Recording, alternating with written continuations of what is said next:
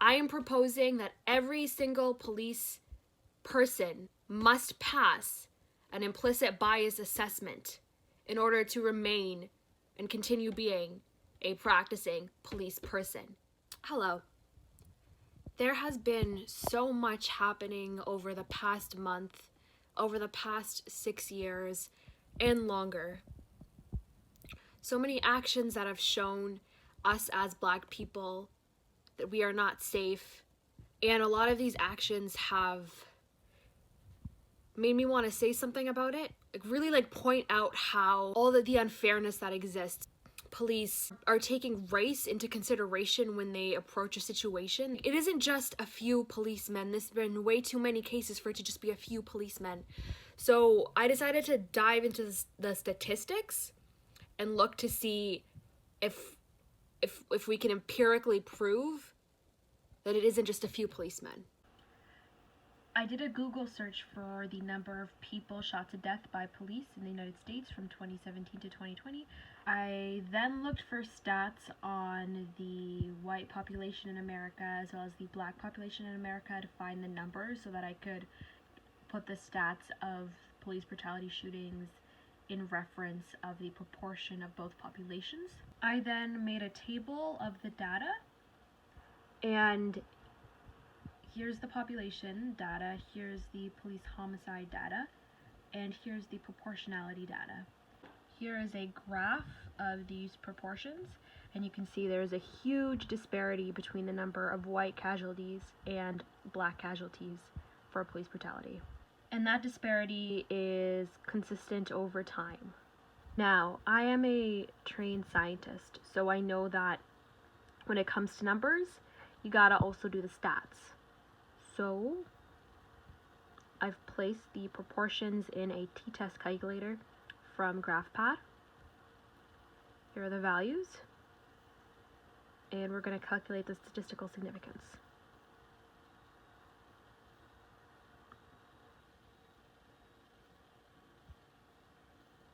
You can see here it says that the two-tailed p-value is less than 0.0001. By conventional criteria, this difference is considered to be extremely statistically significant.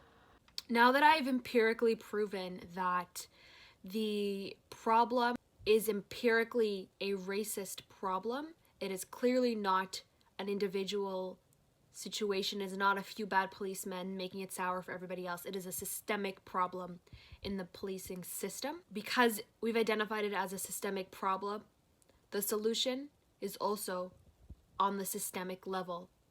And if you look into the literature on police brutality, one of the phrases that tends to be thrown around a lot is implicit bias.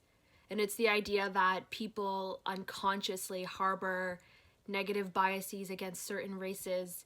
The thing is, if the problem is implicit bias, the solution must be to remove the implicit bias. And if you look into the literature, you see some movement towards having trainings and trying to make people aware of their implicit biases and things like that. And it's such an initial phase thing where it's like we're starting to recognize the impact, and we're starting to have classes on it, blah, blah, blah, blah. The starting's gotta stop. Like, it's not just starting. It's not just we're thinking about this, we're planning curriculum. No. At this point, a full circle, a full I can't breathe statement from Eric Garner to George Floyd has made it clear that it is not enough to just be starting curriculum. I am proposing that every single police person practicing must pass an implicit bias assessment in order to remain and continue being a practicing police person. It is not enough to just be firing police people after the case. And that's something that didn't even happen. Like, that's recent. That didn't happen with the policeman in Eric Garner's case until about 2019. That happened like 5 years later. And we see with George Floyd, the policemen were fired about a week later. But it's not enough to just fire police people after they've committed the crime. That's not enough. So every police person should pass an implicit bias test before being recruited. And for every police person who currently practices, They must pass it in order to continue practicing. Otherwise, you are saying we have a problem, implicit bias, but we don't care enough to make any substantial rectification of the problem that has caused many, many, many people to lose their lives at the hands of the people who are meant to be serving and protecting. If the police systems care about the lives of Black people, they will make sure that the safety of Black people is ensured throughout all their practices, and that they are not arming men and women with guns and with the ability to take lives who harbor racism and implicit bias in their subconscious. It's not enough to just identify it, and it's not enough to just be starting curriculums.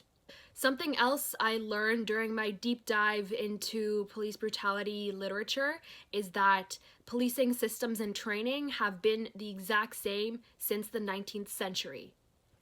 In fact, they continue to be authoritarianistic, they continue to be direct force, authority-heavy, top-down, military-designed systems. Like, people are trained to come in guns blaring. And there has been very little change. And that's something where, as police become people who are called into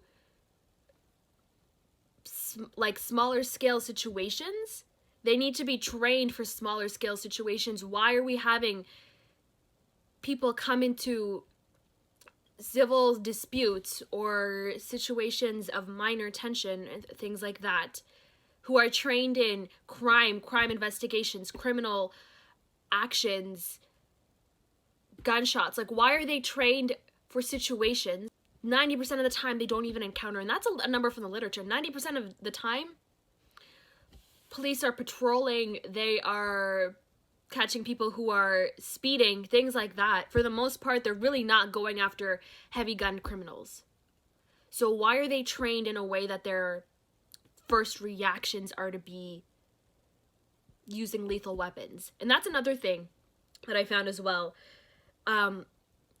It has been brought up to many different police systems to be using non-violent, non-lethal weapons as opposed to lethal weapons, and many police systems refuse or are hesitant to change from this 19th century authoritarianism mindsets or frameworks and into something that's more non-lethal, non-violent. And that's ridiculous. Clearly, there's way more violence than necessary happening at the hands of police in situations that do not call for it. Writing a bad check, selling cigarettes, like, those do not call for the type of reactions that we have seen. And that's what's really, really unfortunate, is I feel like one thing that police systems are not accounting for are their own members taking power trips, tripping on their authority, tripping on their power. Like, what are police doing in order to ensure that their own trainees aren't power tripping like crazy? Police need to be trained in de-escalation. They need to be trained in ways to turn a situation that, okay, it's not even to turn a situation that's like tense into like untense. Situations that aren't even tense become escalated by police presence. So it's a lot that they need to be changing. The police brutality conversation is not a recent conversation. It's been going on since the 60s, and probably prior to. And it's about how police utilize such violent measures to reach their ends. There's been a lot of research on it, there's been a lot of literature on it, and what it states is that there is a reluctancy in policing systems to use non-lethal weaponry as opposed to the violent ways that they've accustomed to. And that's disgusting. Like, how could you just be reluctant to not kill people when unnecessary? That makes no sense. Seriously, it is a systematic issue, and it starts in the police academy. It starts in the way police see themselves as capable of doing anything in the name of protection. Like, what are you protecting? You're clearly harming people. So who are you protecting here? In summary, there's about 3 key things. The first is that the implicit bias assessment, I'd say that's a must. If you are putting people who have cognitive biases that make them more reactionary to Black people, harming Black lives at every second, like the more that is not being addressed, the more you are just risking Black lives. Flat out, over nothing, over checks and cigarettes, that's nothing. That is not worth a life. The second thing is that there needs to be a focus on non-lethal weaponry, on de-escalation, on non-violent approaches. None of these a lot of the situations do not call for exacerbated action. And the third is that the power tripping, the authority tripping, that needs to end. That needs to be changed. Police do not have this all entitled right to do whatever they please. They are civil servants. They must be held to a basic human decency code and not power trip. There needs to be an assessment whereby there is a threshold, whereby we are able to tell in a situation. And it's not even, okay, like, I don't even want to build it up to make it seem as if, okay, in a situation where someone seemed threatened, would you or would you not take your gun out and shoot them? That's not even the conversation. The conversation is, like, we've all seen the George Floyd film. There was literally nothing about that was threatening. The moments before, the moments after, the whole 8 or so minutes that the policeman stood on or kneeled on his neck, there was nothing threatening. He was not resisting anything. We saw that. So really, the problem is to some points, it's individuals as well. Like, I think that man, I don't even understand how a man like that even passes recruitment, like basic recruitment assessments, to be honest. And I was reading something too about how people who are drawn to jobs like policing, it's because they have psychologically a need to have power, a power hungriness. They want to have people fear them. They want to be feared. It's this weird mix of narcissism, anti-socialism, not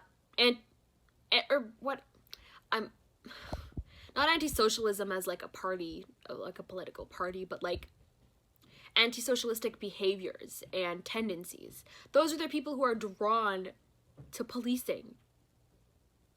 These are the people that we give guns and allow them and give them the privilege of using those to protect, to rule, to keep order. There needs to be some psychological assessments in the recruitment process. I'd say it's even more than just implicit bias. We need to be able to screen for people who will commit dangerous acts because they are power tripping, because they are racist, or because, who knows, maybe they have aggressive tendencies, like whatever it is. If they are a danger to society, such as the policeman who kneeled on George Floyd's neck until his dying breath, if you are a danger to society, it's not the job for you.